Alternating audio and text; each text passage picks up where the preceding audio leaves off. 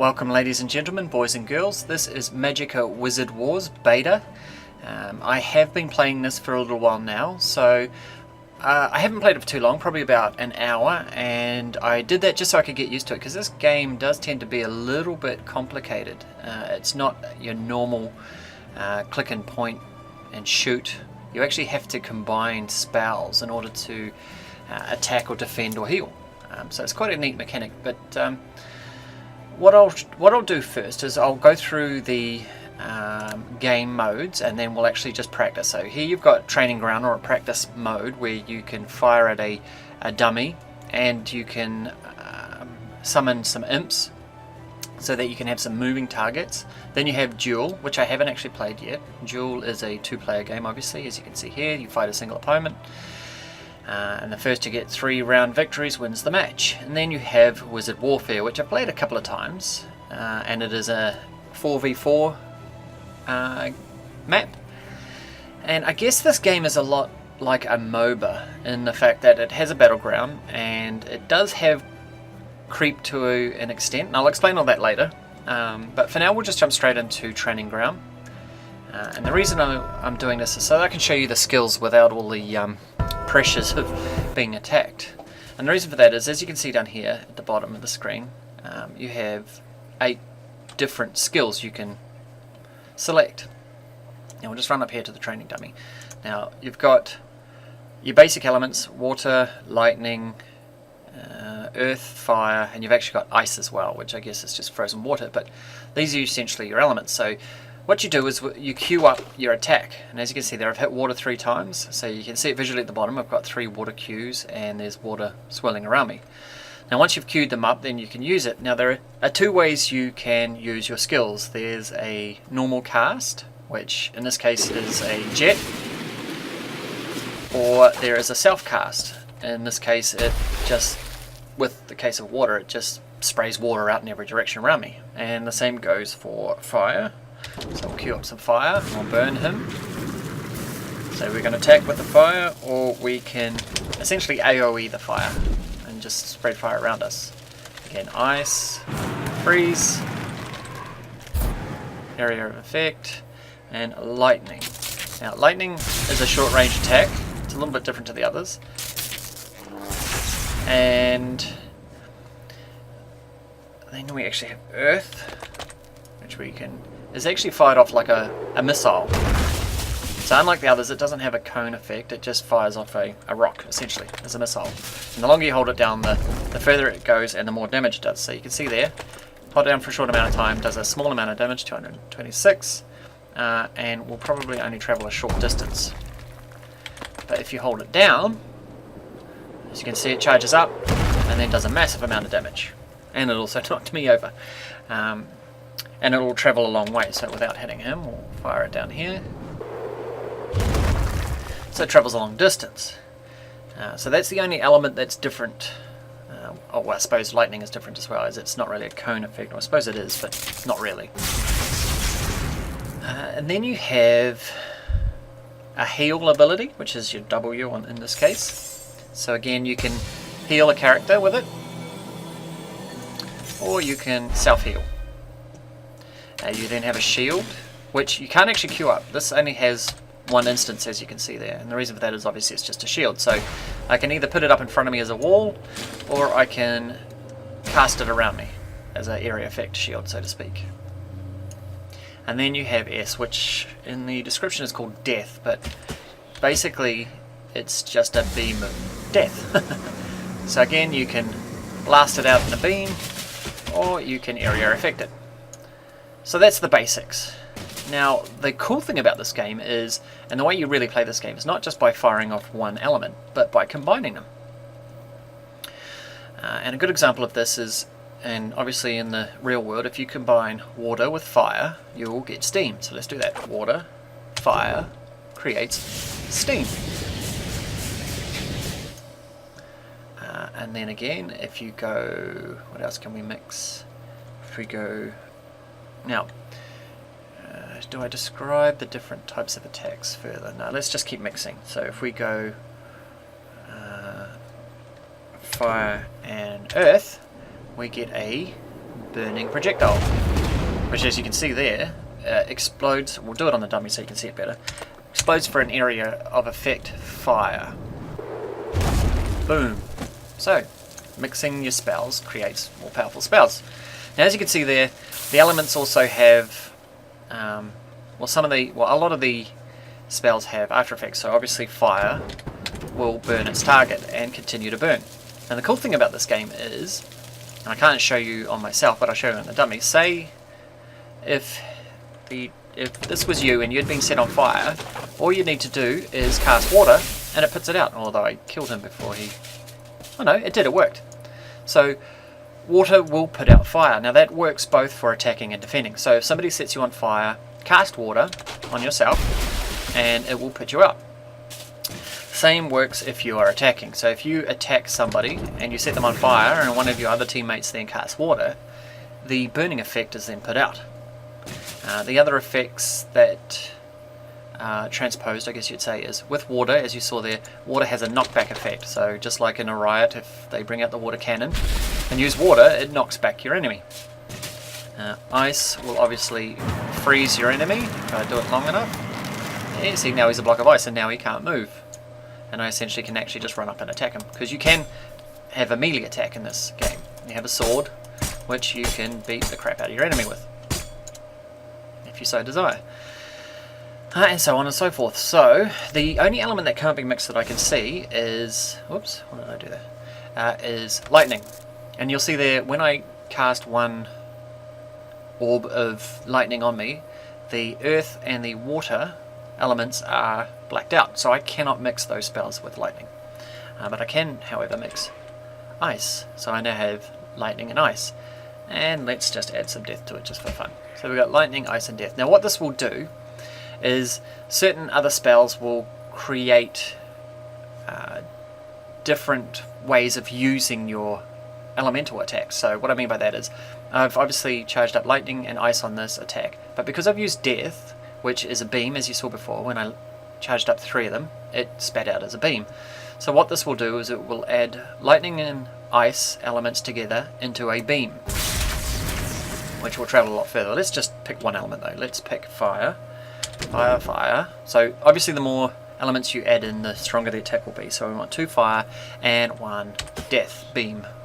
So now my fire attack is a beam, which will...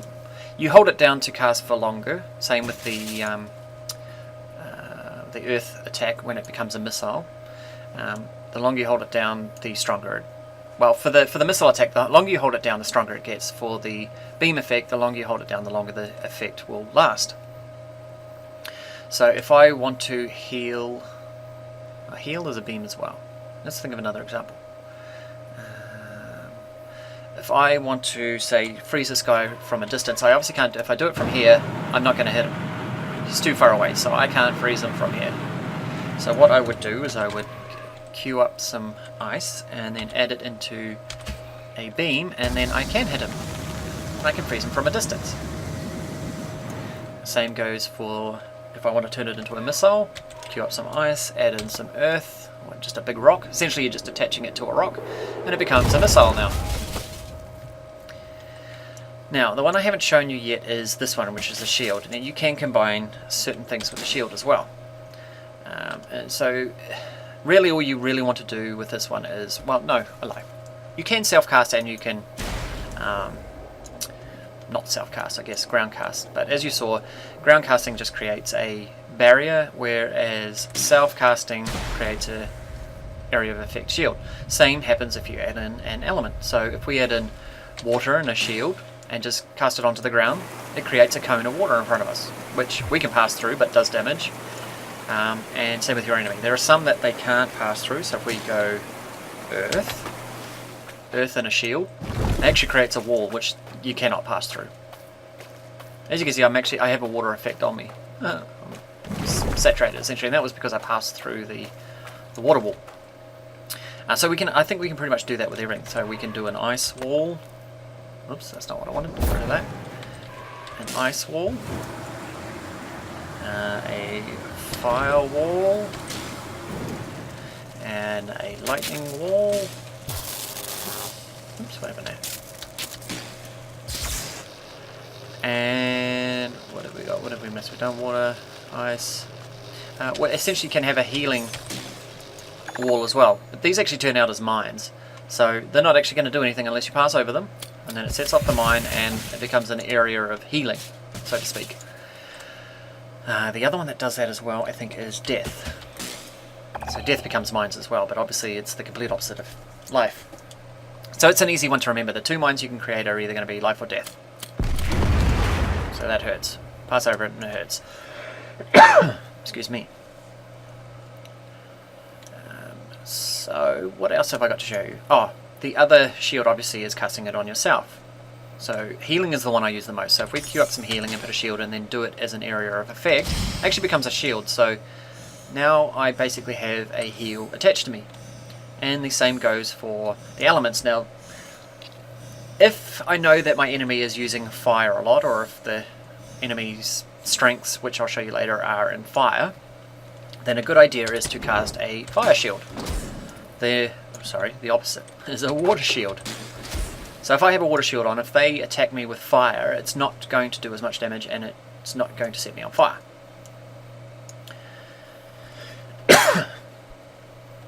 So let's put some of this into practice. So let's first set up some mines. Oops. Here. And set off some imps. Oops, that was a bit close. Let's do that again. There we go. Now I want to freeze one. I actually killed him. So the imps aren't very strong. You'll see that in the game. The imps are basically like creep. When you take a spawn point, they spawn and they will chase down the enemy if they come too close. But they're not really creep. So this is kind of like a MOBA, but doing it a little bit different. Now, in addition to all of these skills, you actually have these magics. Now, these charge up the more you do stuff. So the more skills you use, the faster these will charge up. So let's start with the small one. The first one that charges up is haste, and it is, as it says, press it and you run very fast. I can run around and I can go crazy.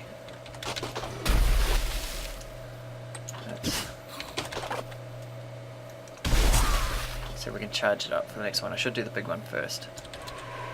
So as you can see here, I'm doing area effects. I'm casting it on myself and I'm slowing them down. So this is essentially a slow as well as a damage dealing. Oh, and you can see I'm going to have to heal myself here. Oops, didn't cast it on myself. Let's just hack into it. There we go. Now you can heal yourself more directly by right-clicking on yourself. And that'll heal you up a bit faster, but obviously you can't move while you're doing it. The other thing I should mention actually is if we charge up a missile, I figured this out by accident. Essentially when you start charging you can continue to move, so if you can left click whilst holding down your right click you can still move, so you're not necessarily a sitting target when you are firing off a missile. So if you charge it up I can still click and move, but obviously by the time it's charged up you want to be pointing in the direction you want to send it. Okay, so now let's look at number 4. So we'll look at number 4 because obviously it's going to use up the most. So this is a meteor shower. This is pretty potent. As soon as you cast it, so you press 4 and cast it on the ground. Now it just attacks everything around you. So I shielded them. I was actually trying to shield myself, but as you can see it just does a massive amount of damage in an area.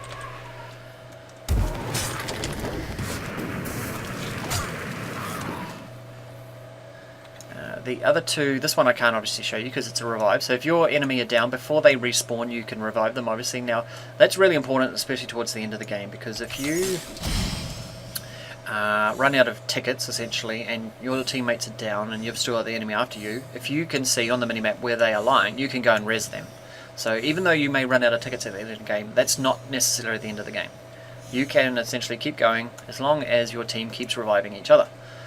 And I have actually had one match where we were out of tickets, the other team still had a handful of tickets, and we had one guy running around.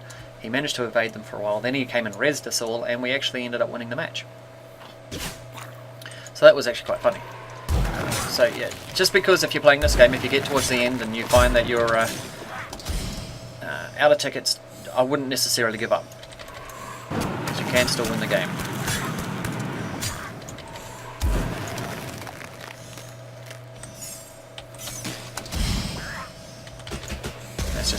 guys to death. Alright, let's kill them off before they kill me. There we go. So they, as you can see, they actually do a bit of damage, but they're pretty easy to kill. That's the difference. Alright, heal me up a bit. Now the last one here is it's basically a firewall. Let's pop these guys and I'll show you how it works. So press number 2, wait for them to get in range and send it off. And as you can see, it blows them up pretty quick. And obviously you couldn't see it there, but what it does is also sets them on fire. So those are basically your super powerful skills. And like most other MOBAs, they're set in place. So you can't, these can't be augmented, they just are what they are. So that's a flame wall. Oh, I didn't actually realise that. I don't know if that's just in training or if it's normal, but they also charge up on their own. Anyway, so that's a revive and that's a meteor shower. Powerful magics, but aren't always available. So the main reason I wanted to show you these skills in here is because when you get into battle, trying to remember all those combinations are pretty difficult. So I suggest if you're going to play this game, come here, work out what feels good for you, and then just try and memorize a handful of them, especially to begin with. Maybe later on, once you get used to it, it'll be one of those things where your fingers just start pumping out magics. And as you could see before, I mean, you can spam a lot of these things. Most of these skills are spammable if you want them to be. But the best way to remember it is there is a close range system, a long range system with a beam. There's a missile system, which is the more powerful version. Whoops. Of the magics, and then there's combinations of magics like steam, ice. Did I show you the ice wall? Because that was one of my favorites. Oh, of course. This is not so much ice as it is cold. So I actually put you crooked at the beginning. It's not ice, it's cold. In order to make ice, you need to combine water to cold with a shield, creates an ice wall. Water and ice, area of effect. And water and ice shield, obviously. So you can see there I've got a shield of ice shield. So that's it. I'll show you some gameplay next. I will be honest, as an older gamer, my reaction times are not that great and my memory is not the greatest, so I have a handful of skills. I can see this game being really good if you have a team, because you can basically nominate different roles to different people. So you can have somebody who's DPS who's just spamming magics. You can have somebody who's just constantly dropping shields, as basic, I guess you'd call them your tank, protecting you, and you can have a dedicated healer. I'd probably, because you can have teams of 4, I would probably go 2 DPS, 1 tank, or 1 defender, I guess you'd call them, and 1 healer. Depending on how it goes. I mean, if you've got a really aggressive team, maybe you go 2 healers, 1 defender, and 1 DPS. It might be a better mix. But of course, you've got these skills here, so at any point, you can all become DPS, or you can all run away. You've got an evade, attack, revive, and just blow stuff up. Alright, so let's jump into a game.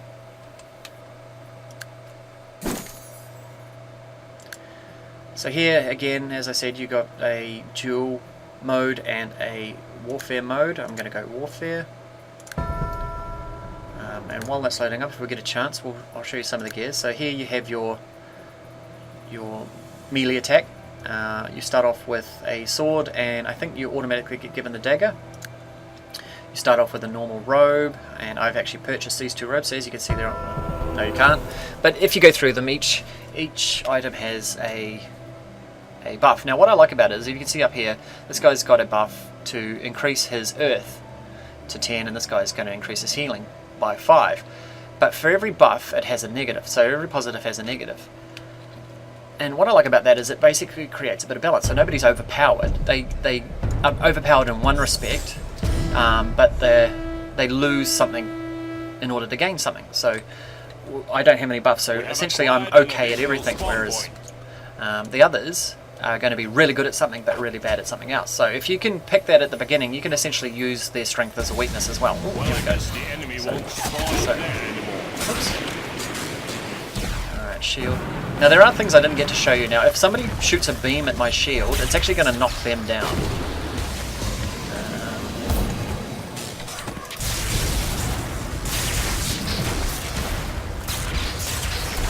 Alright, I'm going to attack this guy. Try and do a bit of damage here. put a heal shield on me. Alright, let's blow this guy up. Oops, as you can see there I hit his shield with a beam, so that hurt. Beam this guy, and is he gonna die? Yes. Alright, come into my lair. Oh, I missed him.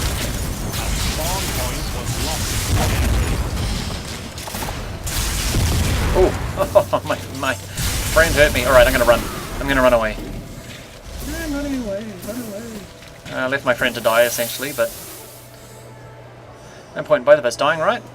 Now these points here can actually be used to heal as well, I believe. Or maybe not. Oh, okay, I lied.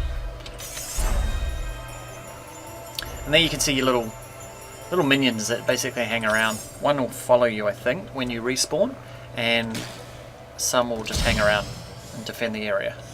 So let's go over here and help our friend down here. So he's been attacked? Oh no, he's killed him. Oops, this one's been taken. A spawn point. What have we got going on over here? A spawn point was lost to the enemy. We've taken over a spawn point. Alright, I'm going to use a missile on this guy so we can do some real damage to him.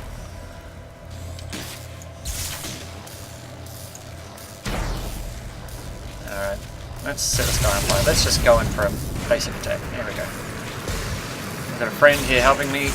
So actually, let's slow this guy down. See if we can freeze him and do some attack. An additional spawn point.